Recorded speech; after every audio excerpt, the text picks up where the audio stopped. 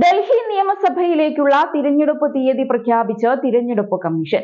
ഒറ്റഘട്ടമായി ഫെബ്രുവരി 5-ന് രാജ്യ തലസ്ഥാനത്തെ 70 സീറ്റുകളിലേക്കും തിരഞ്ഞെടുപ്പ് നടക്കും.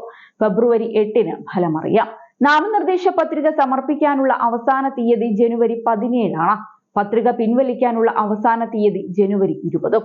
കൂടുതൽ ആളുകളെ പോളിംഗ് ബൂത്തിലേക്ക് എത്തിക്കുകയെന്ന ഉദ്ദേശത്തോടെയാണ് ബുധനാഴ്ച തിരഞ്ഞെടുപ്പ് നടത്തുന്നതെന്ന് തീയതി പ്രഖ്യാപിച്ചുകൊണ്ട് മുഖ്യ തിരഞ്ഞെടുപ്പ് കമ്മീഷണർ രാജീവ് കുമാർ വ്യക്തമാക്കി. നിയമസഭാ തിരഞ്ഞെടുപ്പിനായി ഭരണകക്ഷിയായ AAP, BJP, കോൺഗ്രസ് എന്നിവരെല്ലാം നേരത്തെ തന്നെ ഒരുങ്ങിക്കഴിഞ്ഞു. 3 കക്ഷികളും ഇതിനോടകം തന്നെ ഭൂരിപക്ഷം സീറ്റുകളിലും സ്ഥാനാർത്ഥികളെ പ്രഖ്യാപിച്ച് പ്രചരണം തുടങ്ങി. വലിയ അഴിമതി ആരോപണങ്ങൾ നേരിടുന്ന AAPയെയും മുൻ മുഖ്യമന്ത്രി അരവിന്ദ് കെജ്രിവാളിനെയും സംബന്ധിച്ച് അധികാരം നിലനിർത്തൽ ഏറെ പ്രധാനമാണ്.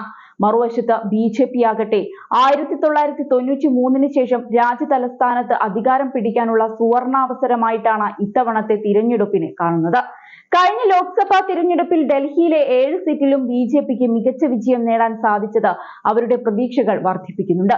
ഇന്ത്യ മുന്നണിയുടെ ഭാഗമായി ലോക്സഭാ തിരഞ്ഞെടുപ്പിൽ കോൺഗ്രസും AAPയും സഖ്യമായി മത്സരിച്ചുവെങ്കിലും ഇരു പാർട്ടികളും വലിയ തിരിച്ചടിയാണ് നേരിട്ടത്. ഈ സാഹചര്യത്തിൽ നിയമസഭാ തിരഞ്ഞെടുപ്പിൽ സഖ്യമില്ലാതെയാണ് ഇരു പാർട്ടികളും മത്സരിക്കുന്നത്. സഖ്യ രൂപീകരണത്തിനായി പ്രാഥമിക ചർച്ചകൾ നടത്തിയെങ്കിലും ഒന്നും മുന്നോട്ട് പോയില്ല. 2020-ലെ തിരഞ്ഞെടുപ്പിൽ കേന്ദ്രഭരണ പ്രദേശത്ത് മികച്ച വിജയത്തോടെ AAP ഭരണം നിലനിർത്തുകയായിരുന്നു. 70-ൽ 62 സീറ്റുകളും അരവിന്ദ് കെജ്രിവാളും സംഘവും നേടിയപ്പോൾ BJPക്ക് ലഭിച്ചത് 7 സീറ്റുകൾ മാത്രമാണ്.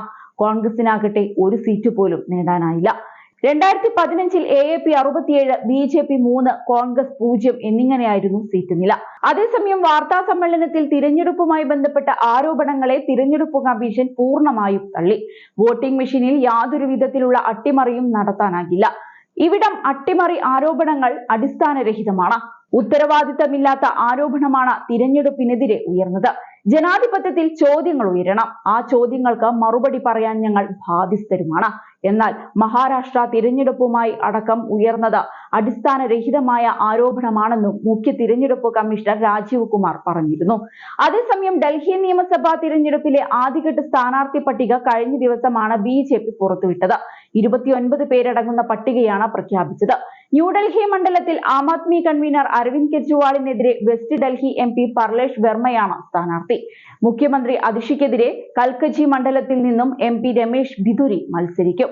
2020-ൽ BJP വിജയിച്ച കർവാൾ നഗർ, ലക്ഷ്മി നഗർ എന്നീ മണ്ഡലങ്ങളിൽ നിന്നും ഇതുവരെ പാർട്ടി സ്ഥാനാർത്ഥികളെ പ്രഖ്യാപിച്ചിട്ടില്ല.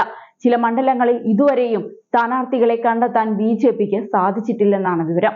ഇതുമൂലമാണ് ഡിസംബറിൽ പ്രഖ്യാപിക്കുമെന്ന് കരുതിയ BJPയുടെ ആദ്യ പട്ടിക ഇത്രയും വൈകാൻ കാരണമായത്. തിരഞ്ഞെടുപ്പിന് തൊട്ടു മുൻപ് സംസ്ഥാന BJP നേതൃത്വത്തിൽ വലിയ അഴിച്ചുപണി നേതൃത്വം നടത്തിയേക്കുമെന്നാണ് സൂചന. SC/ST അല്ലെങ്കിൽ OBC വിഭാഗങ്ങളിൽ നിന്നുള്ള നേതാവിനെയായിരിക്കും അധ്യക്ഷ സ്ഥാനത്തേക്ക് തിരഞ്ഞെടുക്കുകയെന്നാണ് വിവരം. മുതിർന്ന നേതാവിനായിരിക്കും നറുക്കു വീഴുകയെന്ന റിപ്പോർട്ടുകളുമുണ്ട്. ഇത്തവണ അതിശക്തമായ പോരാട്ടത്തിനാണ് ഡൽഹിയിൽ കളമൊരുങ്ങിയിരിക്കുന്നത്. ആം ആദ്മിക്കെതിരായ അഴിമതി ആരോപണങ്ങൾ ഉയർത്തിയാണ് ഇത്തവണ BJP വോട്ട് തേടുന്നത്.